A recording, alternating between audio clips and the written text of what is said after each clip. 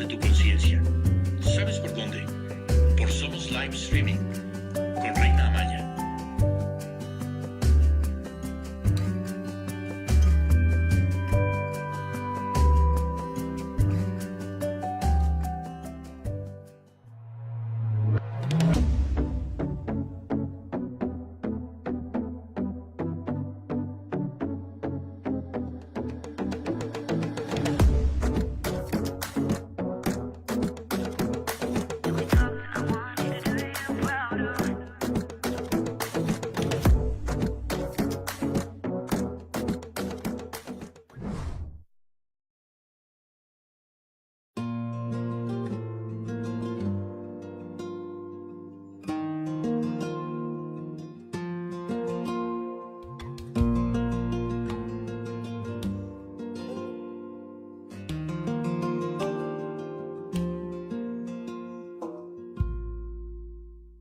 Y ahora que ya todo se ha perdido, nada tiene sentido. Sé que ya no piensas en mí. Y ahora que lo nuestro es tan pequeño, que solo son recuerdos, permanecen vivos en mí. Y ahora que tu nombre me ha ayudado a ser poeta, reflejando la alegría, reflejando tanta pena. Y es que ahora que ya sé cómo vivir, cuento esta historia que huele a ti. Quiero que te quedes frente a mí, recuerde esos momentos que un día te hicieron feliz. Quiero que te quedes mi amistad, calor de aquellos besos, ya te hicieron volar.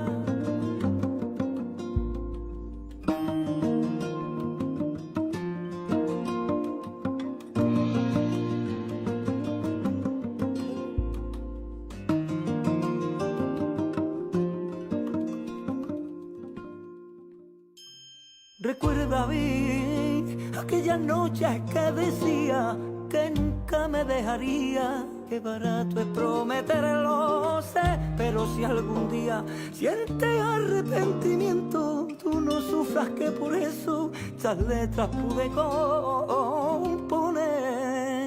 Y ahora que tu nombre me ha ayudado a ser poeta, reflejando la alegría, reflejando tanta pena, que ya sé cómo vivir, cuento esta historia que cuenta. Quiero que te quedes frente a mí, recuerde esos momentos que un día te hicieron feliz. Quiero que te quedes mi amistad, calor de aquellos besos, ya te hicieron volar.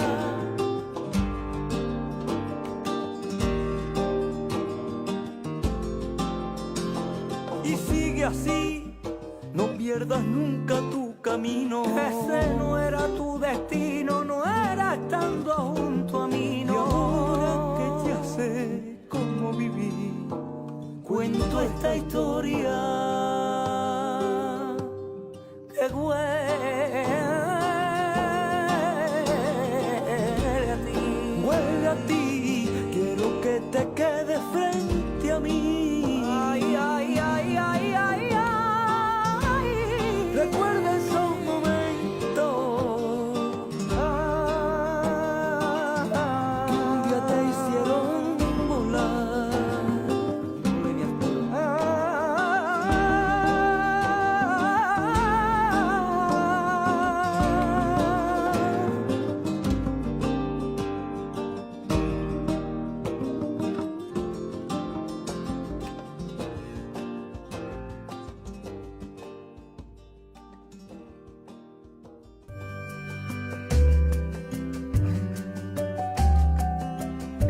Queremos hablarte desde la luz de tu conciencia. ¿Sabes por dónde? Por Somos Live Streaming con Reina Amaya.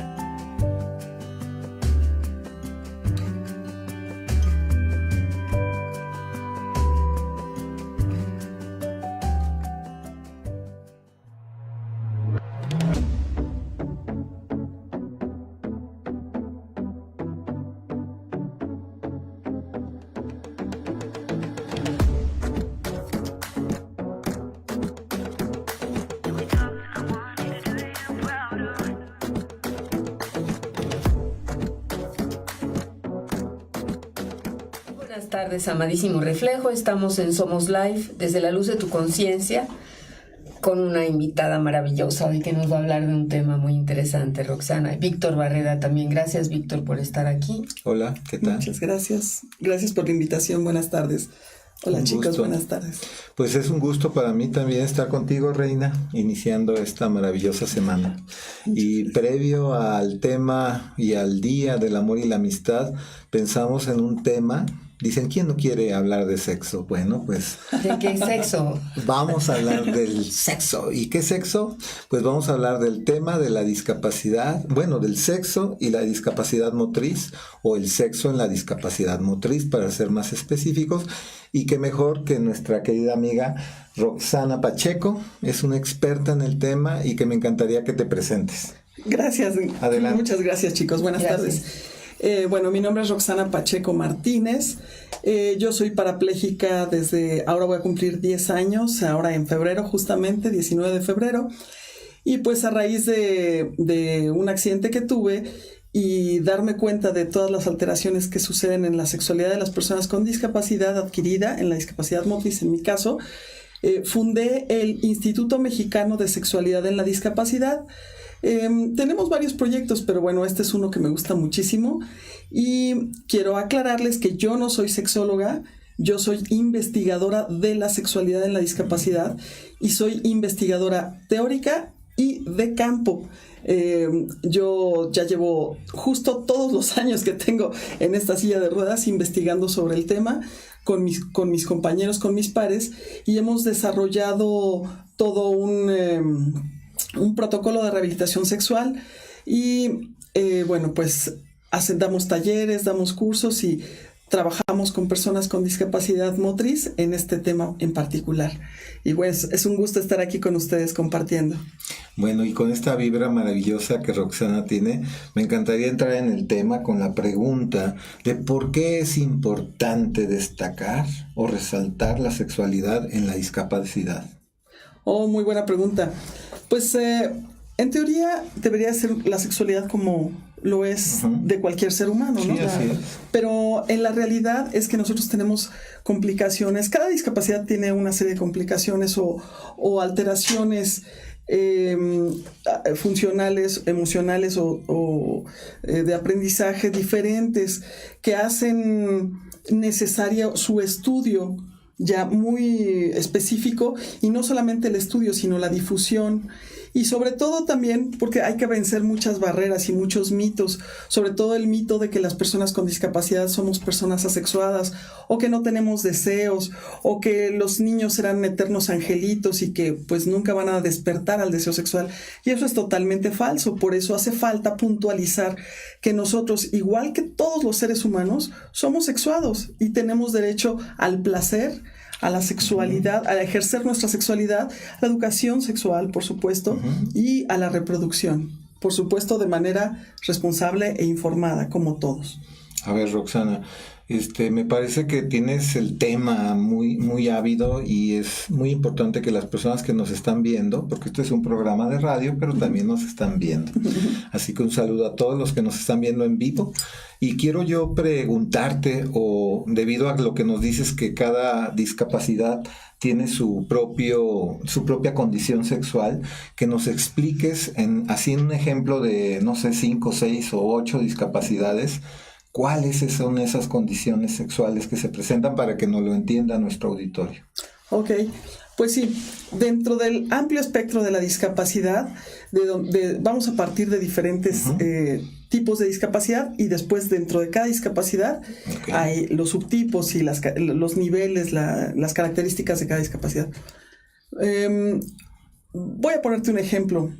La comunidad sorda, las personas con discapacidad auditiva, ellos son personas que son una población muy vulnerable, porque generalmente no reciben educación sexual, porque no hay intérpretes de lengua de señas o especialistas. Hay muy pocos que puedan hablar de sexualidad con lengua de señas. Por lo tanto, estos chicos no reciben educación sexual, y la tasa de contagio de VIH es muy alta. es de las más altas dentro de la discapacidad. Lo mismo los casos de abuso sexual, porque no se pueden comunicar. En la comunidad sorda estás hablando. Sí, estamos hablando ahorita de la comunidad sorda. Porque no se pueden comunicar, o bien, o sea, si no están oralizados, si no manejan lengua de señas, bueno, ellos son muy vulnerables, ¿no? También si quieren hacer una denuncia, pues no hay intérpretes de lengua de señas en las instancias jurídicas, de tal modo que ellos, por ejemplo, es una comunidad vulnerable. Entonces hay que dar educación sexual y proveer todos los apoyos que ellos necesitan precisamente para poder ejercer su sexualidad y defenderse también de los abusos y muchas otras cosas, ¿no? Imagínate también, pues obviamente médicos, especialistas, todo, ¿no? Todo lo que eso te implica. Incluso hay personas con la discapacidad que no manejan lengua de señas. Claro. No han tenido esa capacitación. Claro, vete a un pueblo, por ejemplo, ¿no? Entonces, es una comunidad muy vulnerable, por ejemplo, ¿no? Luego tenemos discapacidad intelectual, ¿no?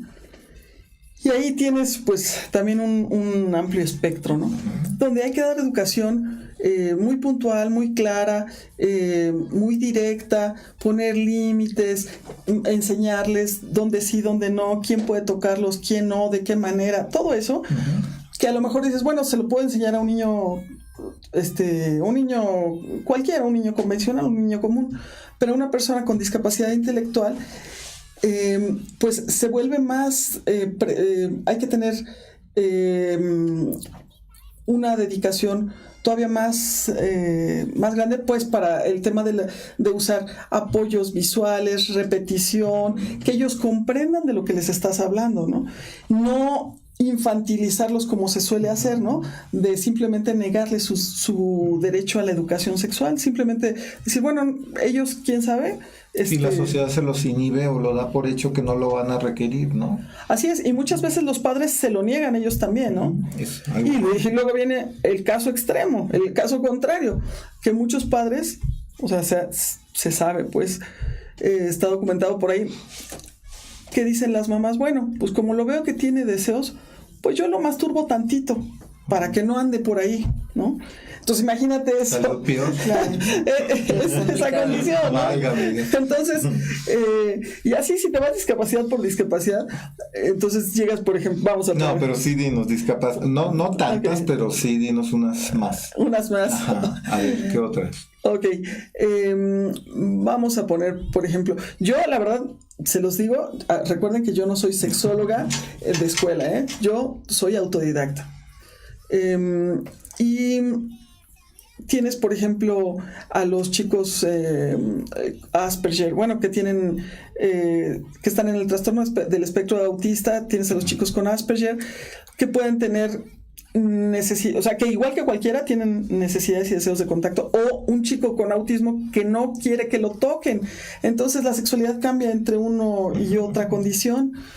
Por ejemplo, las personas con discapacidad motriz, pues ahí tienes un amplísimo espectro en las condiciones neurológicas, en las osteoarticulares, las condiciones musculares, genéticas y bueno, todo lo que son las condiciones discapacitantes, que ahorita vamos a entrar a la parte de discapacidad motriz. Y me decías que también que es de nacimiento o adquirida, que claro. Diferente. Hay dos grandes grupos, sí, claro. La discapacidad de nacimiento y la discapacidad adquirida, porque hay un antes y un después en la discapacidad adquirida. Claro. Y en la discapacidad de nacimiento ellos viven otra tipo de situaciones como la discriminación, la falta de información, el inicio tardío de la actividad sexual, el abuso sexual por parte muchas veces de los cuidadores, ¿no? O sea, cada condición tiene sus características, por eso hace falta dar educación sexual muy especializada en la discapacidad y discapacidad por discapacidad, y dentro de los grandes grupos de discapacidad, pues ya cada discapacidad tiene una propia condición. Por ejemplo, los chicos con hemofilia, que ellos tienen problemas con la coagulación de su sangre, ellos también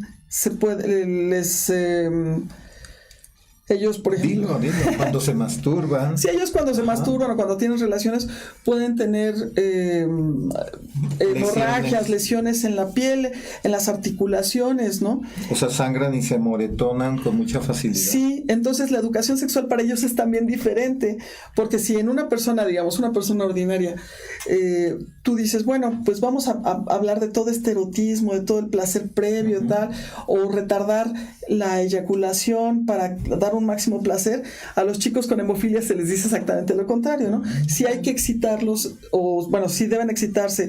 Digo, esto yo lo escuché en una plática a la que fui en el Instituto Nacional de Pediatría, donde estaban chicos con hemofilia, donde se les recomendaba a las mamás que si ellos iban a masturbarse, les permitieran ver pornografía y cosas así para que se excitaran pronto y pronto tuvieran un orgasmo y no se estuvieran lastimando, por ejemplo, ¿no? Así es. Entonces, cada condición tiene sus propias características, o lo que te comentaba, por ejemplo, el impacto de los medicamentos, o el efecto de los medicamentos que las personas toman de acuerdo con su condición en la sexualidad.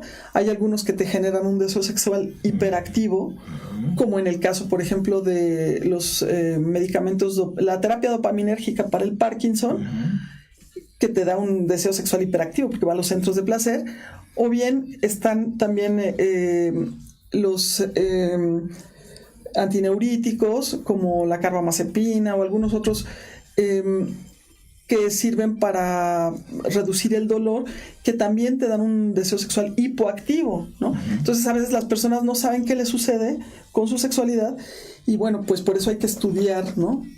¿Qué es lo que tienes? Y vamos a verlo desde un enfoque biopsicosocial, no nada más psicológico que se le da muchas veces, sino aquí lo importante es que se entienda que lo tenemos que abordar de una manera integral. O sea, primero en la parte fisiológica para entender qué está sucediendo en el cuerpo de cada quien, todo lo que ello implica, la misma condición de discapacidad, cómo está la parte neurológica, la parte hormonal, todo. Y ya después, los medicamentos, las terapias, todo lo que implica. Luego ya nos vamos a la parte psicológica, todo lo que la persona está viviendo, todo lo que va a ser la autoestima sexual, la depresión sexual o la exacerbación del impulso sexual, todo lo que sucede, lo que puede suceder en las diferentes etapas y condiciones, las etapas del duelo si tienen una discapacidad adquirida, tal, ¿no? Toda esta gran parte, todo lo que sucede por dentro, porque la gente en las emociones. La persona sigue recordando, simplemente ya no lo puede hacer, pero sigue teniendo el impulso sexual. Así es. Y luego finalmente su interacción social, cómo se va a insertar esta persona con esta condición física y psicológica en su entorno social, cómo se va a relacionar de nuevo, o cómo se va a relacionar, no de nuevo en la discapacidad adquirida, o cómo se va a relacionar si es una discapacidad de nacimiento, cómo abordamos todo eso. Y es un universo, Sí. Un universo. Yo lo estoy captando así, y me encantaría que tocaras dos más. Lo que es síndrome de Down, y personas con ¿cómo se dice? Parálisis cerebral, que creo que son muy importantes también. Bueno, ¿cuáles son sus características en la sexualidad? Bueno, como te comentaba, yo no soy experta en todas las discapacidades. No, pero platicamos te voy a comentar. Estamos destacando cómo la sexualidad, cada una de ellas, tiene su condición en la sexualidad. Claro. Mira, los chicos con síndrome de Down tienen un deseo sexual normal, como cualquier persona. El problema, mucha gente dice que son personas con un deseo sexual hiperactivo. Y yo pienso, yo creo que no, más bien lo que hace falta es el filtro social, ¿no? Aprender qué sí, qué no, dónde, cuándo, ¿no? Con quién. Y no educarlos. Educación sexual es lo que les hace falta para que sepan que sus partes privadas son privadas y se pueden estimular en privado, ¿no? Pero no es que sean más sexosos que la población ordinaria. O libidinosos.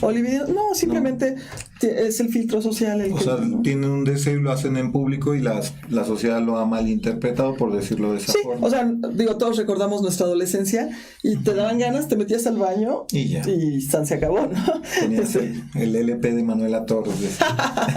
Sí, ¿no? Y las palabras lo que son, ¿no? Te masturbabas, ¿no? Y bueno, pues aquí hay que enseñarlos. Ahora, a las personas con discapacidad en general se les invade su intimidad. Ese es un problema, ¿no? No se les permiten muchas veces los espacios, pues para darse placer, y sus espacios físicos con otras personas con las que puedan interactuar en noviazgos, en ese tipo de situaciones. Como es común. Como es común. Sí, cualquier chico que dice, mamá, voy a hacer una tarea a casa de fulanita, ¿no? Y van y por supuesto se encierran en el cuarto y entre que hacen la tarea y entre que empiezan los toqueteos y todo, y es normal.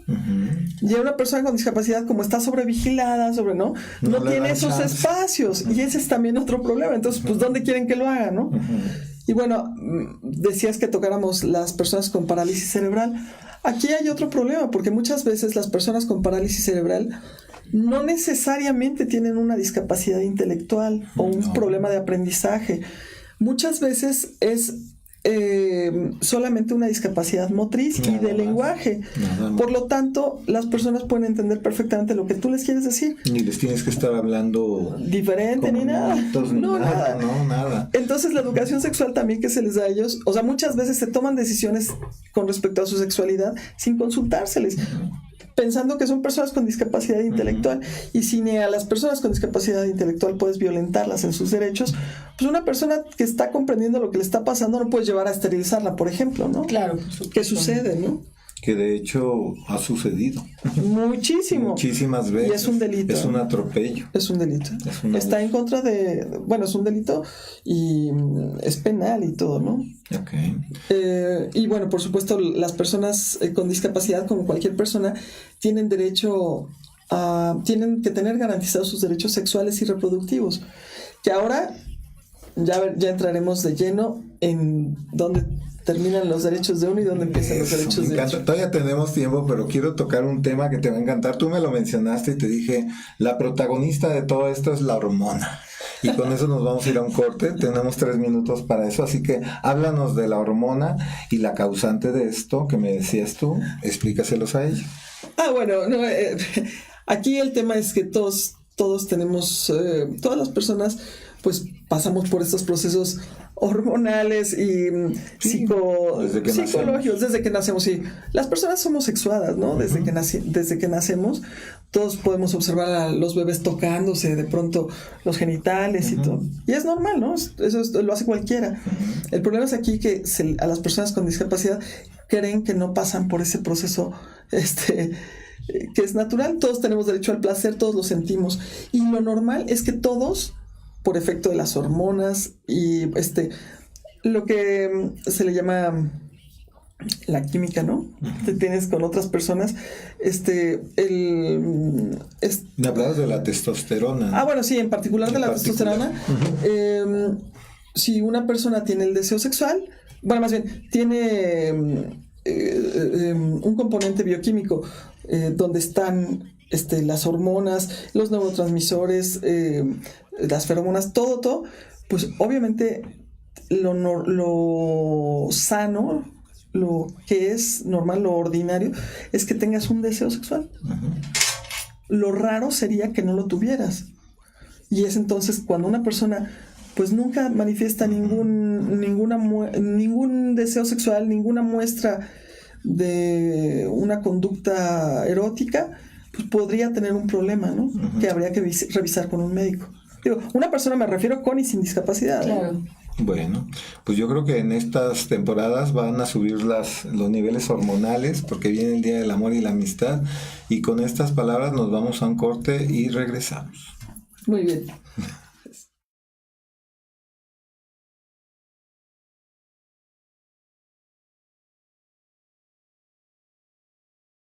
Pregúntenle al Mozi todo lo que querían saber del nunca se atrevieron a preguntar al 884-3695. Oye, Mozi, ¿cuánto nos lees? 1, 2, 3, 4. Si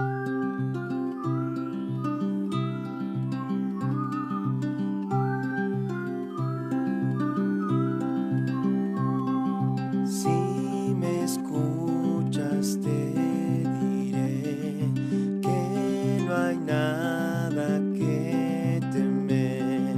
Yo contigo estaré, aunque no me puedas ver, aunque te cueste creer, todo puede suceder. Sabes que te encontraré, porque este mundo está pequeño como un grano de café. Si me escuchas te diré que te quiero sin querer, aunque lejos hoy miré, aunque te cueste creer, todo puede suceder.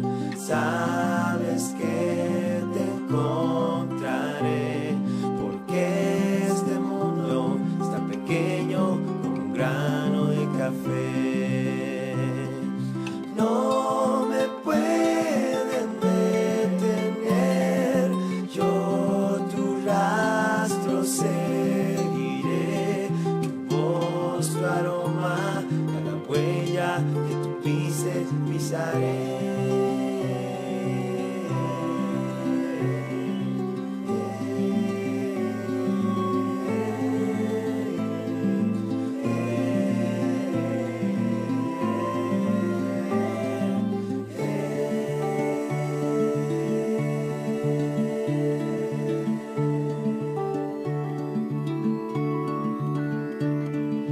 Aunque te cueste creer, todo puede suceder. Sabes que te encontraré, porque este mundo está pequeño como un grano de café. Porque este mundo está pequeño como un grano de café. Pequeño como un grano de café.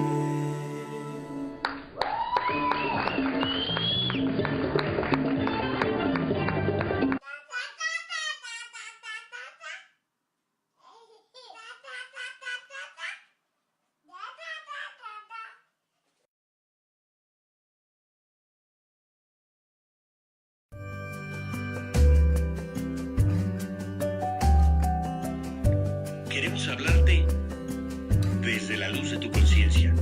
¿Sabes por dónde? Por Somos Live Streaming con Reina Amaya.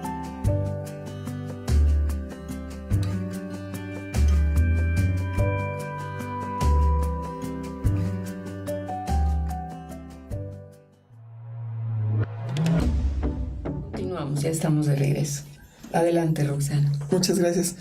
Pues Vamos a abordar el tema, ¿no? El tema de lleno, que es el título del programa, que es la sexualidad en la discapacidad motriz, que es también muy amplio. Y ahora sí que suéltate diciéndonos todo lo que tenga que ver con el tema, porque es muy amplio. ok, muy bien. Bueno, en el tema de la discapacidad motriz es muy importante entender que la discapacidad motriz es un espectro muy amplio. Tenemos condiciones neurológicas, osteoarticulares y otras que son musculares, genéticas, tal, ¿no? Y después vienen las condiciones discapacitantes como la vejez, la obesidad, cuando tienes problemas, cardiopatías, problemas respiratorios o digamos otras condiciones, cáncer, ¿no? Donde ya te afecta también la sexualidad. Ahorita voy a enfocarme un poco por la prevalencia, que es la cantidad de personas que tienen esta misma condición, las condiciones neurológicas. A ver, pero antes de que entres de lleno, yo soy insistente en decirlo.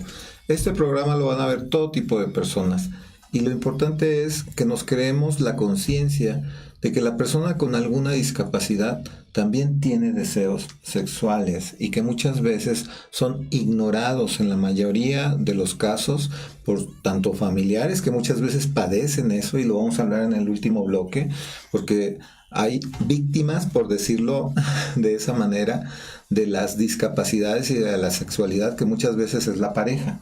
Pero también están los padres y los hermanos que están rodeando a esa persona con discapacidad, y que es importante que toda la sociedad tenga presente que la sexualidad es un derecho de ese individuo y que es en muchas veces del mismo nivel y de la misma potencia que una persona con, digamos, que no tiene ninguna discapacidad, y que fue la forma en que yo platiqué contigo de este tema y que tú me lo hiciste sentir de una forma muy clara, que era un derecho, y eso es lo que nos tiene aquí en esta entrevista contigo. Sí, claro. Bueno, de entrada tenemos el mismo deseo que cualquier persona. O sea, y eso también es un amplio espectro, porque personas con y sin discapacidad, hay personas que son súper, vamos a ponerlo con estos términos coloquiales, son súper sexosos, y hay personas que son súper tranquilos, ¿no? Y bueno, pues tiene que ver con, eso es un factor, es algo que se hereda mayormente, son la cantidad de hormonas, ¿no? Toda esta parte. Hay familias que viene de familia. Que viene de familia. Okay. Y también hay condicionamientos, hay aprendizajes. La cultura del sexo se aprende, ¿no? Los niños ahora crecen con mucha pornografía, ¿no? Y bueno, pues aprendes al final de cuentas, ¿no? Hay cosas que te marcan tu entorno social, ¿no? Muchas cosas. Pero bueno, básicamente todos, o sea, la sexualidad es, el deseo sexual es el mismo, ¿no? Okay.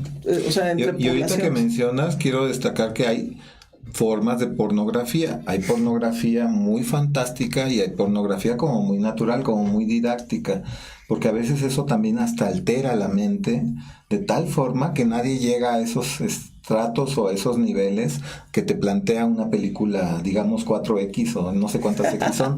Entonces también todo eso tiene mucho que ver, porque me decías, bueno, a una persona con tal discapacidad se le pone una película y eso le ayuda a que tenga una erección más rápida, pero eso es en el caso de personas que se pueden hasta lastimar por estar tanto tiempo ahí con, digamos, tratando de tener una erección.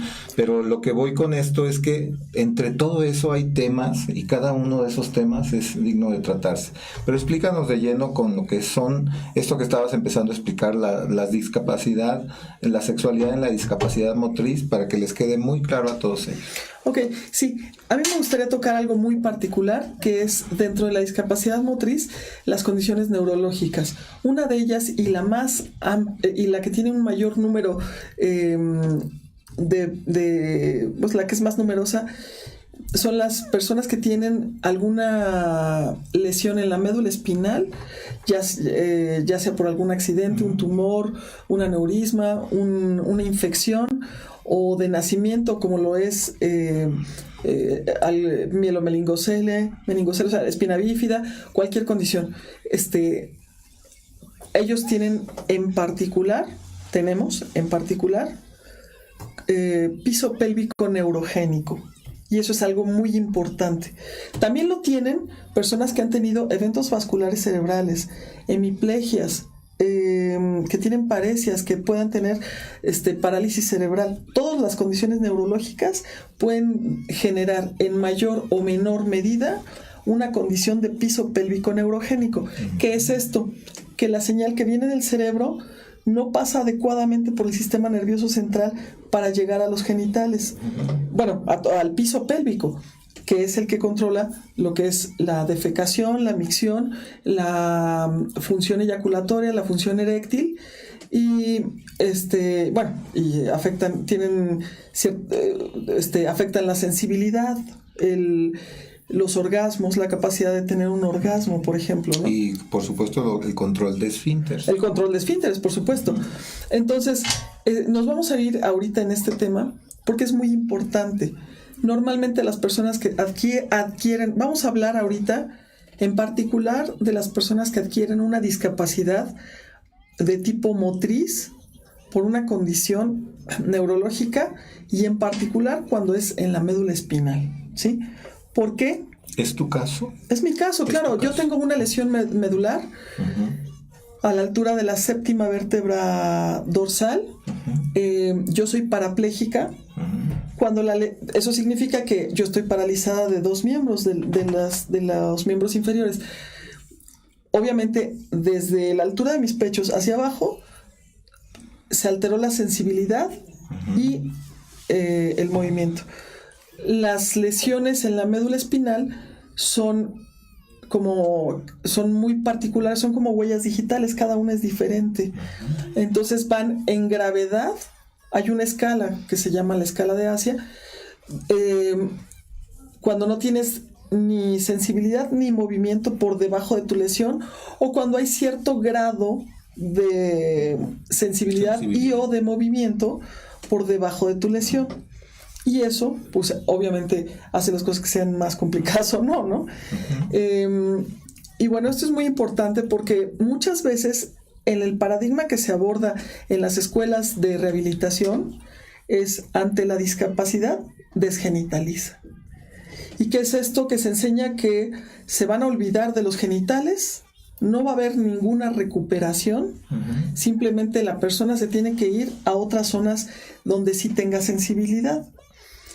Y bueno, este es algo que sí nosotros estamos proponiendo y lo ponemos sobre la mesa, es parte de nuestro protocolo del libro que estamos haciendo y que ahora lo vamos a presentar en agosto. Todo lo que estamos haciendo es, no, o sea, si los fisioterapeutas, todos los rehabilitadores, todos, te pueden ayudar a resensibilizar lo que son brazos, piernas, ¿no? Te hacen fisioterapia, te ponen electroestimulación en las piernas, texturas, cambios de temperatura, movimiento, te hacen. ¿Por qué todo mundo se salta los genitales? Se brincan los genitales. Cuando los genitales, si se trabajan adecuadamente, pueden tener una recuperación. Y no solamente en la parte de sensibilidad o en la parte de la función eréctil, sino puedes recuperar la capacidad de controlar esfínteres, o al menos sentir cuando ya tienes ganas de evacuar o de orinar, que es algo muy importante para nosotros que tenemos lesión en la médula espinal, y mis compañeros saben de lo que estoy hablando. ¿Por qué? Porque normalmente nosotros nos tenemos que cateterizar o usamos sonda permanente para vaciar la vejiga, y tenemos que encontrar modos para desechar el excremento, evacuar los desechos, que normalmente le llamamos nosotros digitalización, que es nos metemos un dedo en el ano, nos abrimos el ano, porque los esfínteres están permanentemente cerrados, y tenemos que abrir para poder permitir la salida de materia fecal y estimular, porque nuestro peristaltismo está muy lento, ¿no? Entonces, nosotros cuando vamos a las escuelas de fisioterapia, pues preguntamos, ¿a quién le corresponde la rehabilitación sexual? Y todo el mundo se echa a correr. Y todo el mundo se echa a correr, ¿no? Entonces te mandan con el psicólogo, te mandan con el urólogo, te mandan con la ginecóloga, te mandan con el terapeuta ocupacional. Pero si tú le preguntas a cada uno por separado qué hacen por la rehabilitación sexual integral de las personas con discapacidad, nadie hace nada. Ni siquiera los mismos sexólogos están especializados en sexualidad de la discapacidad. Y esto te lo digo porque fuimos ponentes, mi amiga Elizabeth Araiza, a quien le mando un gran saludo. Ella es una sexóloga con parálisis cerebral, con quien yo empecé a trabajar hace muchos años. Ella y yo nos presentamos en un congreso de sexualidad, un congreso internacional, y pues estuvimos frente a médicos, sexólogos, fisioterapeutas, terapeutas ocupacionales, psicólogos, pedagogos, y nadie sabía en realidad qué sucedía con la sexualidad de las personas con discapacidad motriz. Yo entiendo que esto fue lo que le dio nombre a tu asociación, porque ella pertenece al Instituto Mexicano de Sexualidad de la Discapacidad. Sí, pero aquí el abordaje es desde la discapacidad, porque nosotros generalmente somos sujetos de estudio, pero pero el abordaje viene desde voy a decirlo muy coloquialmente, desde los parados, ¿no? Desde los que no lo viven. Y nosotros en realidad la historia es diferente. O sea, lo que dice la teoría es una cosa y lo que nosotros vivimos es otra.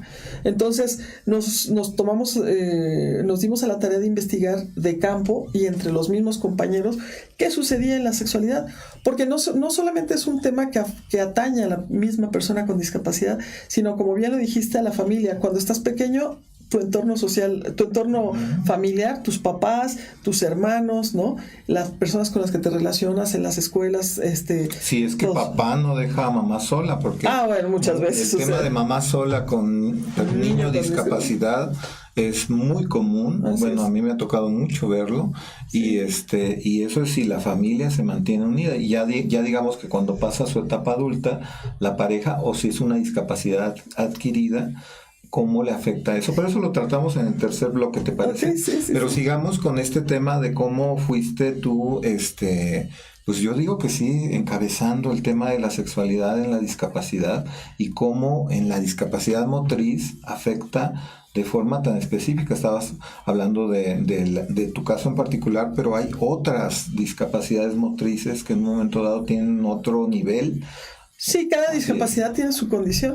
Yo te hablaba en este sentido de la prevalencia, porque a los chicos, por ejemplo, los chicos con lesión medular, que generalmente cuando es adquirida, la gran mayoría lo adquiere entre los 15 y los 30 años, cuando está en su plena potencia sexual, y de pronto pues quedan, imagínate, con el problema del control de esfínteres, con disfunción eyaculatoria y disfunción eréctil. Imagínate cómo le pega en la autoestima a los chicos.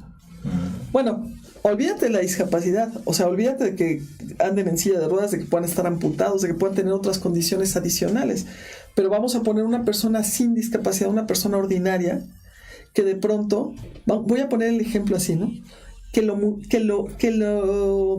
castraras, que le quitaras pene y testículos, por ejemplo, a los hombres, y le quitaras toda la sensibilidad de la zona.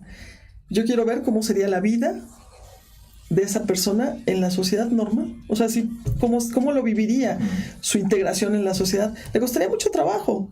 A mí me lo decía un urólogo. Dice, ¿tú quieres ver a un hombre deprimido, un hombre hacerlo pedazos? Que tenga disfunción eyaculatoria, disfunción eréctil y sin discapacidad, ¿eh? Entonces, eso afecta mucho la autoestima. Por eso hay que trabajar con los chicos y hacerlos, darles alternativas, ¿no? Para todo este tema. No solamente, primero, nuestra propuesta muy clara y muy concreta es, primero, hay que tratarle de dar rehabilitación sexual, desde el punto de vista fisiológico, real, ¿no? No pasar no decir, ya olvídate de eso, no, espérate. Vamos a darle rehabilitación sexual desde el punto de vista fisiológico, el punto de vista psicológico y el punto de vista social, integración con grupos de pares para que vean cómo hacen otros chicos las mismas cosas, o cómo compensan las limitaciones que ellos tienen, ¿no? A ver, Rox, aquí me recuerdas el tema de la depresión, cómo va tan de la mano luego con tantos casos, y de que alguien preguntó por ahí que se recomendaba tomar así antidepresivos o qué medicamento, y tú ibas a decir responsablemente una respuesta con respecto a que aquí no vamos a estar aconsejando nada de eso, porque eso lo da un especialista, ¿no? Sí, todo lo que son los fármacos, que también, o sea, los fármacos para la disfunción eréctil, o bien para cuando las personas tienen el deseo sexual inhibido justamente porque están tomando neuromoduladores, por ejemplo. Nosotros, si bien hablamos de lo que existe en el mercado, nosotros no podemos recetar ni decirle a una persona que se pueda tomar, porque cada condición puede tener otro tema de salud, o problemas renales, o problemas cardíacos, o no sabemos. Entonces no podemos recomendar, simplemente los derivamos con el especialista ya muy particular que está, o sea, por ejemplo, con los urólogos especializados en lesión medular, que en todo el país, yo te voy a decir, si en todo el país encuentro 7 urólogos especializados en lesión medular, son muchos. Vaya. En todo el país, ¿eh? ¿Y qué significa esto? Bueno, pues que muchos urólogos que no están acostumbrados a tener pacientes con una lesión en la médula espinal, pues no saben bien el abordaje, ¿no? Entonces, generalmente los mandan con sonda permanente a chicos que puedan tener 15, 20 años, o los mandan con una colostomía en lugar de hacerle una reeducación vesical, y en su caso enseñarlos a evacuar de otras maneras, ¿no? Hacerles todo este abordaje. Tenemos, y eso es algo que quiero dar aquí como un anuncio, si me lo permites. Claro. Vamos a traer a la experta más picuda de Latinoamérica, y yo creo que una de las 5 más picudas del mundo, porque yo me he dedicado a investigar por todos lados y en todos los idiomas que he sabido. ¿Quién será esa picuda? ¿Quién? Es la licenciada Silvia Manger. Ella viene de Argentina. Silvia Manger viene en agosto a dar un curso justamente de rehabilitación del piso pélvico neurogénico. Ella hace investigación, va a enseñar a los profesionales de la salud que estén interesados, les va a dar un curso para poder recuperar, ¿no? Rehabilitar piso pélvico neurogénico, que va a tener un impacto inmediato en la vida de las personas y de los niños, por ejemplo, con mielomeningocele o con lesión medular, pues para que puedan recuperar, puedan los niños, por ejemplo, dejar pañales, dejar catéteres, y obviamente tener una mejor calidad de vida sexual. Y que es costosísimo todo eso. Sí, costosísimo, y olvídate de lo costoso que sea. A ella la van a ver de otros países, la van a visitar a Argentina para poder hacer recibir ese tratamiento. Aquí ella viene a dárselos quiere preparar a un grupo de profesionales de la salud mexicanos para que puedan dar el servicio a nuestros compatriotas que están en esta misma situación, ¿no? Hombres y mujeres, porque no solo es el tema de la disfunción eyaculatoria y disfunción eréctil. En el caso de las mujeres, pues es lo mismo. También necesitamos recuperar la sensibilidad, y bueno, para eso hay que poner electroestimulación endocavitaria, ¿no? En vagina, en ano, y bueno, muchas otras cosas. Hay ejercicios, hay muchas cosas que ella maneja que no cualquiera sabe, porque tienes que tener mucho cuidado, porque en una zona que no tiene sensibilidad no puedes poner electroestimulación si no sabes, porque puedes quemar, puedes causar un daño mayor. Entonces ella lo da de manera integral, y es una ¿Tú vas a facilitar que ella venga, o es un grupo que ustedes? Sí. Nosotros, con el apoyo de Alianza CIMA, la Universidad Latinoamericana, que nos va a patrocinar y a facilitar instalaciones, vamos a dar los cursos allá, pero lo vamos a ligar con un congreso sobre sexualidad que estamos ya a punto de sacar, nada más ya los carteles y todo, pero hablando de los derechos sexuales y reproductivos de las personas con discapacidad, pero lo vamos a abordar desde todas las discapacidades y desde todos los ángulos. Eso me encanta. En primera, desde los mismos, o sea, desde la boca de las mismas personas con discapacidad, o sea, en primera persona. En segunda, del entorno inmediato, que son las parejas y los padres, o sea, todo este abordaje también desde ellos.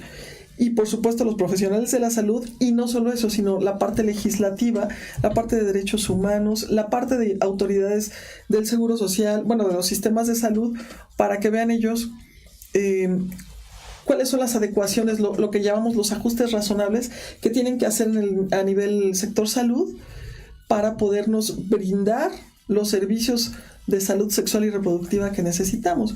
Porque imagínate que ni siquiera cabemos en los consultorios para que nos revisen, por ejemplo, los ginecólogos. No. O que hacen esterilizaciones forzadas sin tu consentimiento, ¿no? O que le recomiendan a los padres que te esterilicen sin que tengan razones para ello. Sí, no hay razón de ello. Roxana, pues vamos a irnos a un corte y vamos a despedirnos con estas palabras, pero regresamos. Muy bien.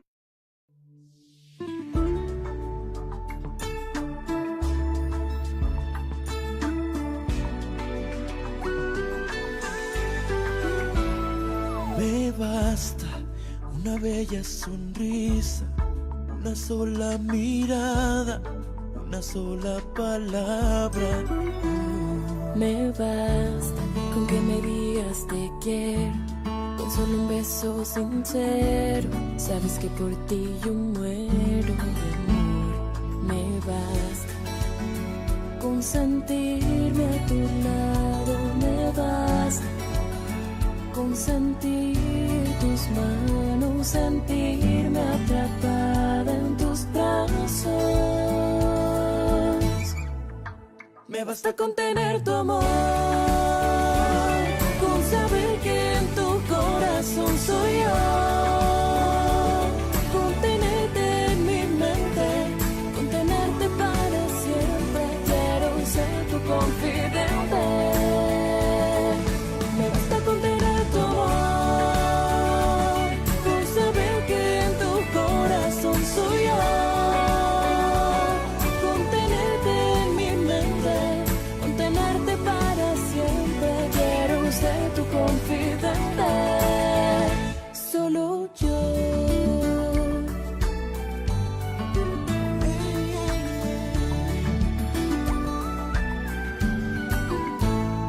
Me basta ver tus ojos de miel, rozar tu piel y saber que eres lo que soñé.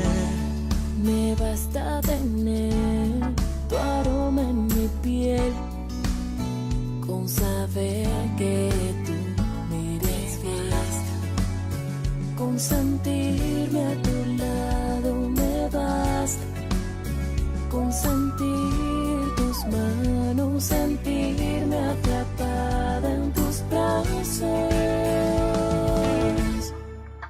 Me basta con tener tu amor,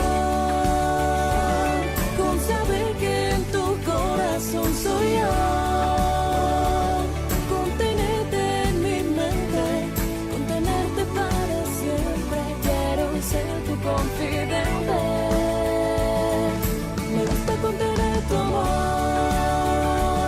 con saber que en tu corazón soy yo, con tenerte en mi mente, con tenerte para siempre. Quiero ser tu confidente. Eres tú, eres mi locura, mi necesidad. Eres quien me cura de la soledad. Eres tú mis ganas de vivir y amar.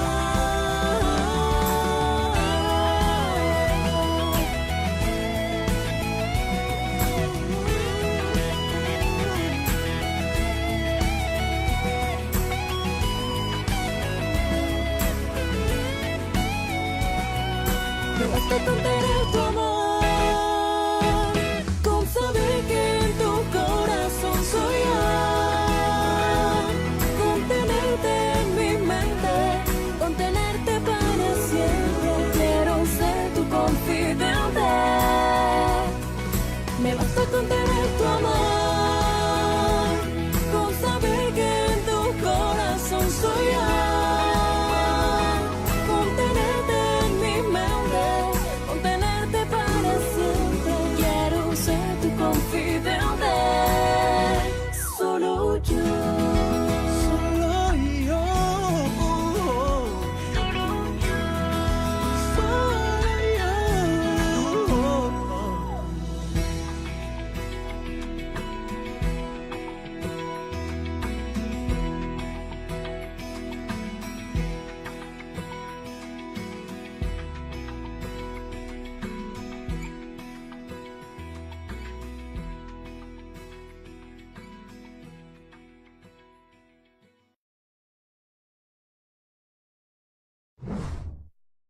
Listo, ya estamos de regreso. El tema es muy aguerrido y muy interesante porque este programa, yo espero que lo vean muchísimo más personas, y tú que lo estás viendo, hácelo llegar a más personas para que se interesen en el tema, porque vamos a regresarle lo sexual a lo que siempre ha sido sexual. ¿Sí? El tema de la discapacidad y la sexualidad van de la mano. Yo creo que es un tema transversal y que tiene conjunción con muchísimas cosas. Me encantaría que nos digas, porque ya es nuestro último bloque, pues esa breve historia de lo que sucede cuando una persona queda en un accidente y con una discapacidad, y todo el mundo toca diferentes temas, pero nadie habla de esto. Sí, bueno, lo que normalmente, bueno, primero que nada, un gran saludo a la licenciada Silvia Manger, que la tenemos aquí, que nos está viendo, la mejor, que nos va a hacer el honor de venir aquí a México en agosto. Saludos. A instruir a muchos chicos para Será que... un honor tenerla aquí. Sí, por supuesto, para tener a muchos chicos, para muchos profesionales de la salud que nos puedan ayudar, porque en este país de más de 7 millones de personas con discapacidad, les aseguro que una gran cantidad de personas tienen lesión medular y la doctora los podría ayudar. Muy bien. La licenciada, perdón. Ok, por ahí vi un comentario de Oscar Tavitas. Hola, Oscar. Es cierto que hay pocos profesionales de la salud especializados en el tema de la rehabilitación sexual, y él comentaba que a veces los pacientes pues no lo permiten, y yo creo que más bien es falta de información. Porque ¿qué pasa? Cuando uno está recién accidentado, está en el hospital, y muchas veces el tema sexual a lo mejor no va en ese momento a manifestarse. En el caso, por ejemplo, de las mujeres, a lo mejor estás más con el problema del accidente, la condición, a lo mejor tienes fracturas, a lo mejor en el mismo accidente alguien más falleció, estás preocupada por la cuenta del hospital, el trabajo, esto, ¿no? Estás muy preocupado por todo lo que está pasando, y primero que nada por sobrevivir, porque muchas veces puedes traer una traqueostomía si quedaste cuadripléjico, o qué sé yo, ¿no? Entonces el tema sexual pues en ese momento no se ve, aunque en el caso de los varones sí es algo muy particular. Los chicos con lesión medular, por ejemplo, que de inmediato se tocan y ven que no sienten nada, y que por más que se estimulan no tienen una respuesta eréctil, pues luego dicen, ¿qué me está pasando?, ¿no? Ellos lo detectan de inmediato. O por el contrario, son chicos que, igual que sucede con las piernas o con cualquier parte del cuerpo que esté paralizada, al estimular, después de un periodo largo de ausencia de estímulos, al estimular hay una respuesta refleja, y entonces los chicos pueden tener una erección refleja cuando se van a sondear o cuando los mueven para asearlos, y entonces ven que su cuerpo tiene respuestas que no esperaban, ¿no? Y no saben. Pero la gran mayoría de los médicos no nos dice qué es lo que nos va a pasar, o qué es lo que nos pasó, o cuál es el impacto de lo que nos pasó en la función sexual. O de lo que va a suceder en la primera relación sexual que decidas tener. Sí, eso. Entonces, fíjense, por ejemplo, con las chicas con las que han compartido sus experiencias conmigo, y con parte de la investigación que yo he hecho, la primera relación sexual normalmente, en una penetración a una chica, por ejemplo, con una lesión en la médula espinal, que tiene lleno intestinos y vejiga, en ese momento con la penetración, pues se estimula, y hay un reflejo que provoca que se contraigan la vejiga y el intestino, y entonces se orinan y se defecan encima, ¿no? Y bueno, una persona que nadie le había avisado, pues imagínate el impacto para ella y para su pareja que esto suceda de pronto, si no lo esperaban. Entonces, esas situaciones, por ejemplo, y también lo mismo, le pasa lo mismo a los hombres, ¿eh? Ah, ¿sí? Sí, claro. Vaya. Porque cualquier estímulo, imagínate que tu pareja, tú llegas a tener una erección y se te sube y tú tienes lleno intestino y vejiga, pues obviamente te vas a defecar encima, ¿no? Orinar y defecar. Entonces, yo cuando regresé un año después al Instituto Nacional de Rehabilitación, donde estuve internada después de mi accidente, yo le decía al urólogo, oiga, ¿y por qué usted...? Bueno, no al urólogo, al médico que estaba a cargo de la sección de rehabilitación. Sí, de la parte de lesión medular, ¿no? Uh-huh. Oiga, ¿por qué usted no me dijo todo esto que me iba a pasar, ¿no? Me dice, ¿por qué no me lo preguntaste? Le digo, bueno, pero es que yo no lo sabía, y usted sí. O sea, usted se dedica a eso, ¿no? Usted era quien me tenía que haber informado. ¿Qué iba a pasar? Pero entonces, como los diferentes especialistas solamente ven un cachito en la parte funcional que les toca y no lo ven de manera integral, y nadie le da importancia a lo importante que es el placer y la sexualidad, pues para la inserción social, porque imagínate una persona que no se puede relacionar porque tiene mucha pena a nivel sexual, y entonces limita su vida de pareja, ¿no? Por esta vergüenza que le puede ocasionar, estos problemas que puede tener. pues eso lo limita ya hasta para tener una familia. Entonces estás inserto en la sociedad, pero no lo estás en la vida real, ¿no? Entonces, por eso nosotros pues nos dedicamos a hacer este trabajo y pues para reunir a grupos de pares donde todos aprendamos de todos, por supuesto con mucha investigación y trayendo a profesionales de la salud ya especializados, ¿no? Para que sea algo integral y por supuesto involucramos a las parejas, porque las parejas son los grandes olvidados de la discapacidad. Que era lo que íbamos a decir, cómo las parejas finalmente también están pagando, por decirlo así, algo con su sexualidad con respecto a la persona que tiene la discapacidad y muchas veces necesitan la ayuda. Tú hablabas de estos pares, ¿se incluye también a los familiares? Sí, porque mira, es muy importante, a veces incluso si una persona es pareja de una... nosotros revolvemos, como dicen coloquialmente, perros con gatos. Revolvemos personas con discapacidad, parejas, fisioterapeutas, o sea, terapeutas ocupacionales, psicólogos. Revolvemos para que vean cuál es la realidad. Porque a veces la teoría está muy alejada de la práctica, o sea, de lo que vivimos. Entonces, en un libro de texto tú pudiste ver una serie de cosas, paradigmas ya incluso viejos que se tradujeron de libros, de textos muy antiguos, y querer con eso abordar a un paciente que tengas en este momento. Y entonces nosotros al reunirlos, escuchan de primera mano lo que sucede en nuestras vidas, y no solo a nivel fisiológico, a nivel emocional, a nivel de pareja. Fíjate, hay una gran cantidad, ve esta relación que nosotros encontramos, esta ley de Pareto, que es esta ley empírica, más o menos el 80% de las mujeres que tuvieron una lesión o adquirieron la discapacidad y tenían pareja, son abandonadas por su pareja. Y en el caso de los varones es exactamente al revés. La proporción de las mujeres que se queda con ellos es del 80% y el 20% se va. Y bueno, tenemos ahí teorías para eso, pues cosas que hemos observado y tal, ¿no? Pero es importante las reuniones de pares. Ahora, uno siempre le dice a las personas, o se escuchan muchos comentarios en la calle de, oye, a las personas con discapacidad, que busquen información. ¿Sí? ¿Dónde? ¿Quién? ¿Dónde? Hay muy pocas iniciativas, lo que nos están ¿no? diciendo en el chat. Sí, hay muy pocas iniciativas, ¿no?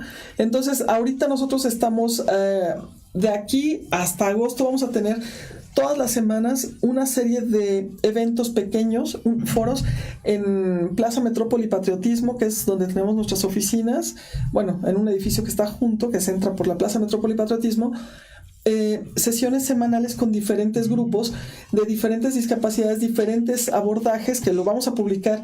Esta semana publicamos todo el calendario del año para que la gente se pueda involucrar, desde los padres, los profesionales de la salud, las mismas personas con discapacidad, las parejas, los hijos de las personas con discapacidad, para que vean todos y este tema crezca. Y no solamente es desde el enfoque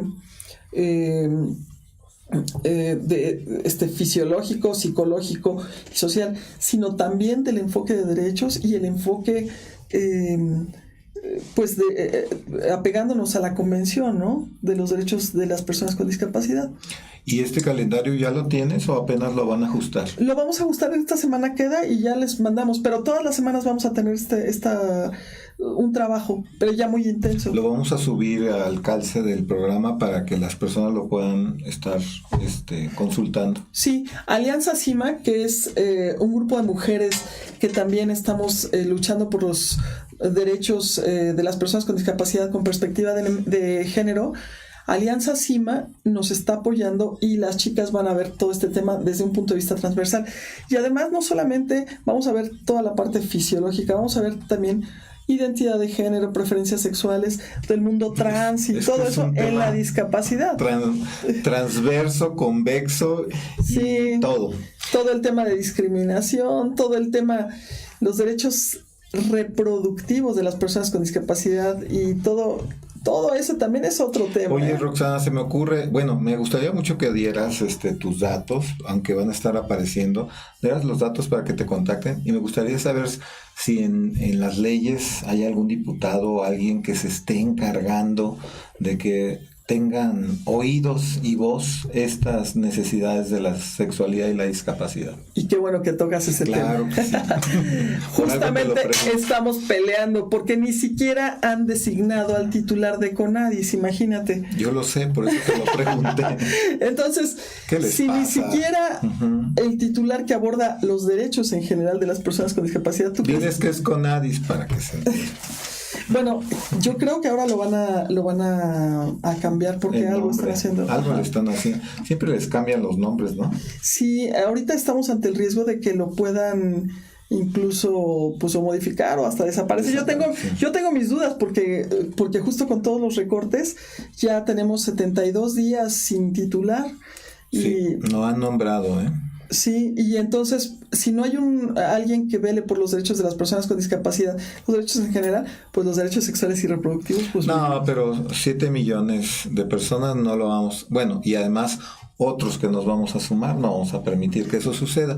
Danos tus datos y la forma que se pueden contactar contigo todas aquellas personas con alguna discapacidad o inclusive con ninguna discapacidad, pero que les interese el tema, que se puedan comunicar. Claro, yo quiero invitar, por otro lado, a todos los que se dedican al tema de la sexualidad y la discapacidad a que se contacten conmigo para, por favor, ofrecerles un espacio para que puedan trabajar y podamos hacer sinergias en favor de la población, pues, que lo necesita como somos todos nosotros, ¿no?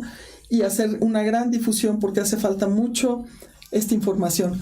Mi teléfono es el 55 43 70 1602, es mi teléfono personal. Me pueden mandar mensaje, por favor, de preferencia solo mensaje hasta que yo me pueda reportar porque a veces estoy ocupada. Y pueden revisar la página del IMSEDIS, imsedis.com, Instituto Mexicano de Sexualidad en la Discapacidad, que estamos rearmando. Nuestras redes sociales también nos pueden encontrar ahí en Facebook como el Instituto Mexicano de Sexualidad en la Discapacidad y nos pueden enviar un mensaje, todo lo que ustedes quieran saber o si tienen alguna propuesta para estos eventos, pues se los vamos a agradecer. Un saludo para Maribel Moreno de AVE de México. Ella también se dedica a la sexualidad en la discapacidad. Ella es una persona con discapacidad visual, es una persona ciega y también hace este trabajo y junta todas las discapacidades. Ahora se va a un congreso a Monterrey. Pues a También ver si sobre le invitamos sexualidad. a que venga a hablar de eso. Sí, va a haber otro congreso donde participa Elizabeth Araiza en Querétaro, que también es sobre sexualidad en la discapacidad. Y aunque parece que son muchos, muy poco, porque la población somos Hay muy que darle grandes, ¿no? más, Sí, hay que darle más difusión. Difusión, claro está. Y todos involucrarse, por favor, apoyar a que las personas con discapacidad podamos vivir plenamente nuestra sexualidad, porque somos parte de la sociedad como cualquier otra persona, ¿no? Reina. Muy bien, pues ¿cuánto tiempo tenemos? Ya estamos. no, ya. No. Bueno, pues Un estamos casi terminando el programa, muy contentos con tu presencia y con Muchas toda la gracias. información que nos has dado. Y bueno, y aquí está Roxana para cualquier duda que tengan ustedes. Muchas gracias por habernos acompañado. Gracias, Víctor. No. Muchas gracias otra vez, Roxana. Y nos vemos la próxima semana. Yo soy tú y te amo con todo mi corazón. Muchas gracias, Chao. chicos. Estoy a sus órdenes. Hasta Chao. siempre. Bye.